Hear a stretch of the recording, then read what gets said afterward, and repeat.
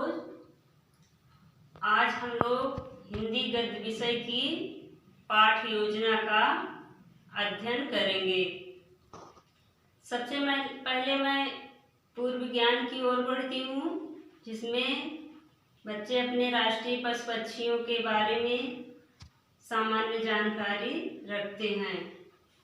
अब मैं आप लोगों से प्रश्न पूछने जा रही हूँ, जिसका उत्तर आप लोग बारी बारी से दो। बताओ, हमारे देश का क्या नाम है? भारत का राष्ट्रीय पशु क्या है? बाघ कहाँ रहता है? जंगल। बच्चे बता रहे हैं जंगल। तो बच्चों, आज का मेरा प्रकरण है जंगल।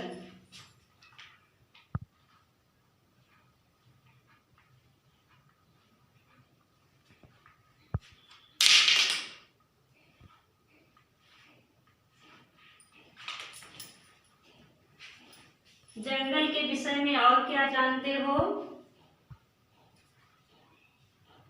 छात्रों?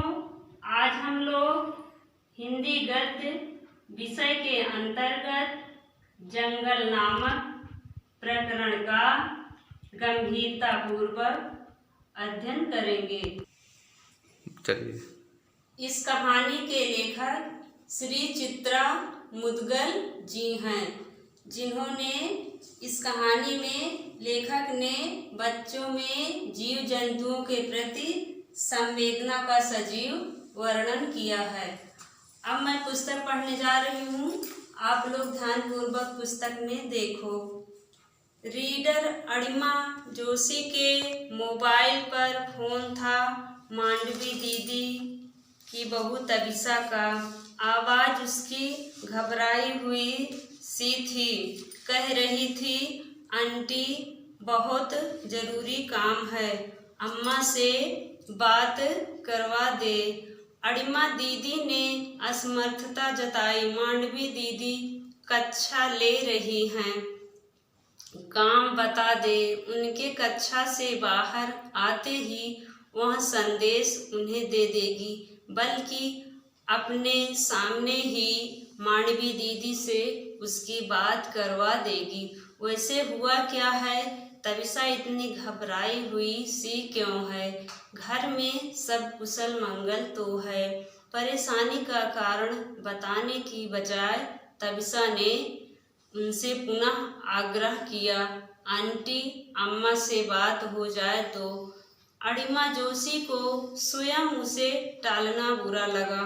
उचित नहीं लगेगा तबिसा, अनुशासन भंग होगा। कक्षा का समय विद्यार्थियों के पढ़ने का समय है। मुझे बताओ तबिसा, मुझे बताने में झिझक कैसी? नहीं आंटी, ऐसी बात नहीं है। तबिसा का स्वर भर्रा सा गया। तबिसा ने बताया, घर में जो जुड़वा खरगोश के बच्चे पाल रखे हैं, उन्होंने सोनू मोनू उनमें से सोनू नहीं रहा। 10:30 के करीब काम वाली कमला घर में झाड़ू पोछा करने आई तो वह बैठक बुहारते हुए उसकी नज़र सोफे के नीचे सो रहे सोनू पर पड़ी। जगाने के लिए उसने सोनू को हिलाया ताकि सोफे के नीचे वह ठीक से सफाई कर सके। उसके जगाने की सोनू पर कोई प्रतिक्रिया नहीं हुई। वह बुदबुदाई, कैसे घोड़े बेचकर सो रहा है शैतान। अब की उसने उसे लगभग झकझोरा, बल्कि उसकी टांग पकड़कर उसे सोफे के नीचे से बाहर घसीटती है। और घर में कौन पीयूष कम बिखराहट करता था जो इनकी कमी थी, मगर सोनू की देह में कोई हरकत नहीं हुई। उसे लगा था बाहर खींचते ही वह उसकी पकड़ से छूट एकदम से दौड़ लेगा। कमला ने चीख कर तबिसा को पुकारा, छोटी बीजी। तबिसा चेत सोनू को देखकर घबरा गई। उसने सोनू की पीठ पेट को सहलाया पुचकारा, उसने कान खींचकर छेड़ा। कान खींचना सोनू को बड़ा नागवार गुजरता था। अपनी रिस जाहिर करते हुए वहाँ बड़ी देर तक उनसे दूर दूर बना रहता था। पुचकारने पर भी गोदी में न आता था। मगर इस बात का सोनू ने अपनी रिस प्रकट की, ना उससे दूर अपनी रिस जाहिर करते हुए वह बड़ी देर तक उनसे दूर दूर बना रहता था। पुचकारने पर भी गोदी में न आता था। मगर इस बात का सोनू ने अपनी रिस प्रकट नहीं की, ना उससे दूर भागा। गोदी में उठाया तो उसकी रेशमी सी देह हाथों में टूटी कोमल सी झूल गई। उसकी समझ में नहीं आ रहा था वह क्या करे। आसपास जानवरों का कोई डॉक्टर है नहीं। बी ब्लॉक की श्रेया ने अपने यहाँ कुत्ता पाल रखा है। इंटरकॉम से उन्हें श्रेया से बात करनी चाहिए। संयोग से श्रेया घर पर नहीं है। नौकर को जानवरों से डॉक्टर के विषय में कोई जानकारी नहीं है। वह नया ही नहीं उनके घर पर लगा है। अपनी समझ से उसने बच्चों के डॉक्टर को घर बुलाकर सोनू को दिखाया। डॉक्टर ने देखते ही कह दिया प्राण नहीं। अब सोनू ने हो सकता है उसे किसी जहरीले कीड़े ने काट लिया हो। बिल्ली तो नहीं आती घर में, नीचे गार्डन में घुमाने तो नहीं ले गए। अब आप लोग खड़े होकर पुस्तक को पढ़िए।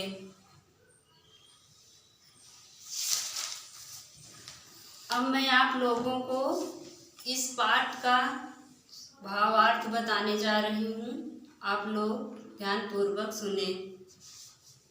प्रस्तुत कहानी में लेखिका ने बच्चों में जीव जंतुओं के प्रति संवेदना का बड़ा ही सजीव वर्णन किया है। उसकी सहेली का एक पोता है जो अभी प्ले ग्रुप में पढ़ता है।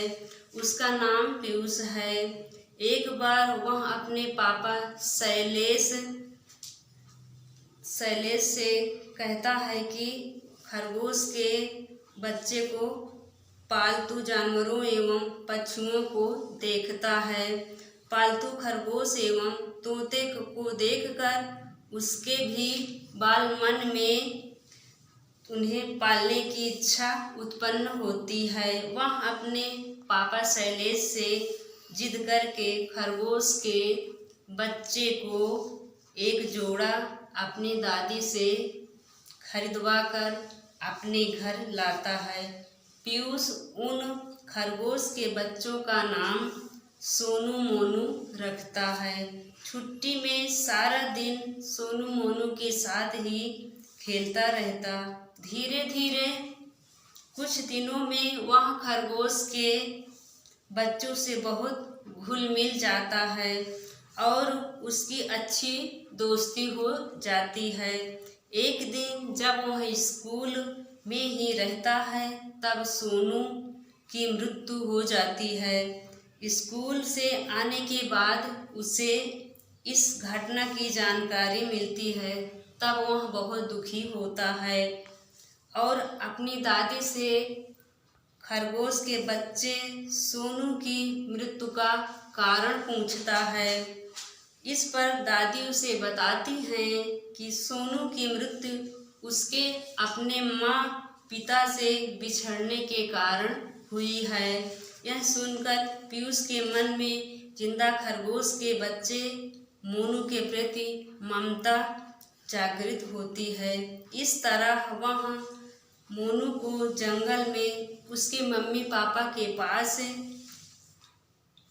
छोड़ आता है ताकि वह हमारी तरह अपने मम्मी पापा के साथ खुशी खुशी रहे जैसे हम रहते हैं। बच्चों, इस कहानी में हमें यह शिक्षा मिलती है कि किसी बच्चे को उसके माता पिता से दूर नहीं रखना चाहिए।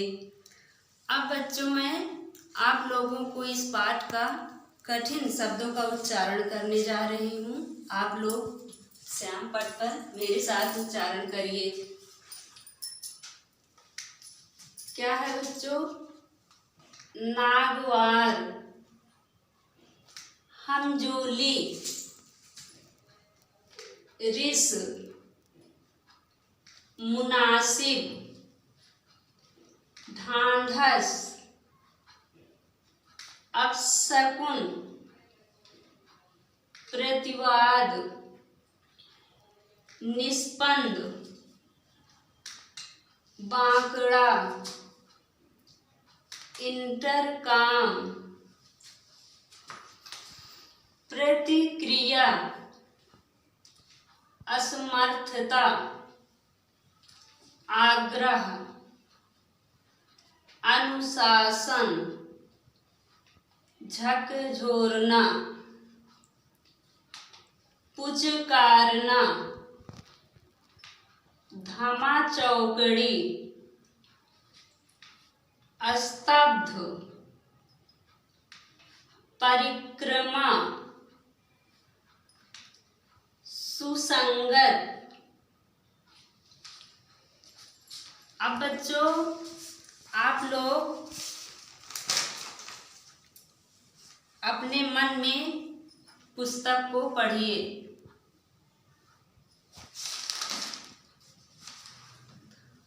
अब कुछ प्रश्न मैं पूछने जा रही हूँ, आप लोग उसका उत्तर दो। रीडर अणिमा जोशी की मोबाइल पर किसका फोन आया? तबिशा का स्वर क्यों भर्रा सा गया? सोनू खरगोश के बच्चे को मृत रूप में किसने पहले देखा? अब बच्चों, आज का मेरा पहला प्रकरण समाप्त हो गया। अब मैं 2 अनुवृत्तियों में अब आपको दूसरे अनुवृत्ति में पढ़ाने जा रही हूँ। आप लोग पुस्तक में देखो, मैं आदर्श वाचन करने जा रही हूँ। आंटी, आप अम्मा को जल्दी से जल्दी घर भेज दें।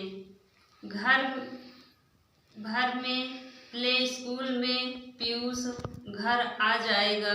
बहुत प्यार करता है वह सोनू मोनू को। उसे समझना संभालना मुश्किल हो जाएगा। मोनू भी भौचक सा सोनू की निष्पंद पड़ी देह के इर्द गिर्द मंडरा रहा है। मांडवी दी घर पहुंची तो बैठक में काली बदली ठिठकी सी तनी हुई थी। सोफे के बीच के खाली पड़े फर्श पर सोनू निश्चेष पड़ा हुआ था। झुकी तो पाया आंख ठहरी हुई सी उसकी, मानो नींद में आंखें खुली रह गई हो। पीयूष उसी के निकट गुमसुम बैठा हुआ था। मोनू सोनू की परिक्रमा सा करता करता कभी दाएं ठिठक उसे गौर से ताकने लगता, कभी बाएं से। कभी मुंह उठाकर पीयूष की ओर देखता। उससे पूछने की मुद्रा उन्हें जरूरी लगा। नन्ही सी जिंदगी में वह मौत से पहली बार मिल रहा है। मौत उसकी समझ में नहीं आ रही है। ऐसा कभी हुआ नहीं कि उन्होंने घर की घंटी बजाई हो और तीनों लपक कर दरवाज़ा खोलने न दौड़े हों। खोल तो पीयूष ही पाता था, मगर मुंह दरवाजे की ओर उठाए वह दोनों भी पीयूष के नन्हे हाथों में अपने अगले पंजे लगा देते हो जैसे। बच्चों, अब आप लोग अनुकरण वाचन करिए।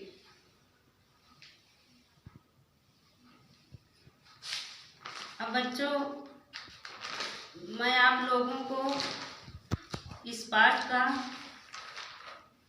शब्दार्थ बताने जा रही हूँ। बच्चों, अब मैं आप लोगों को इस पाठ का शब्द अर्थ बताने जा रही हूँ। आप लोग ध्यानपूर्वक पढ़ें। नागवार,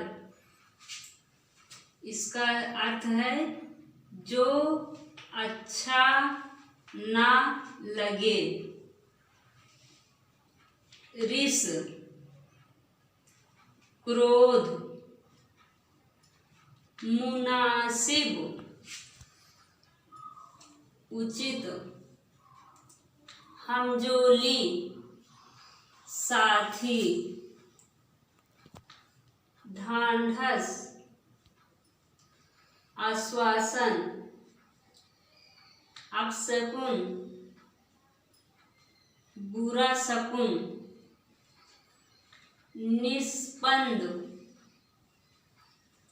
जो हिलता डुलता नहीं। प्रतिवाद, प्रतिवाद का विरोध। Bitter bitter. टुकुर टुकुर। बांकड़ा,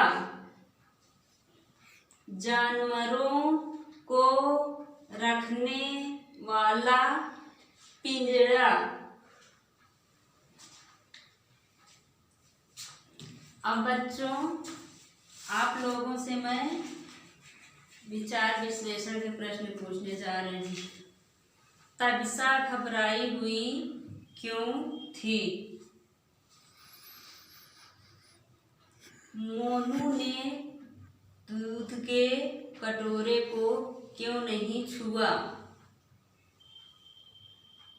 सोनू की मौत क्या खाने से हुई?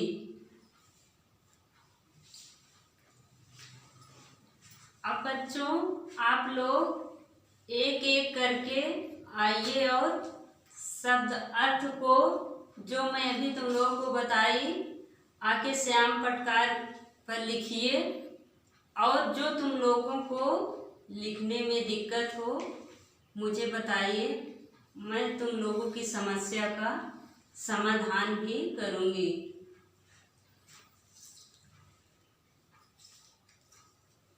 बच्चों, अब आप लोग गृह कार्य को अपनी कॉपी में लिखिए। इस पाठ की कहानी का सारांश लिखकर लाएंगे।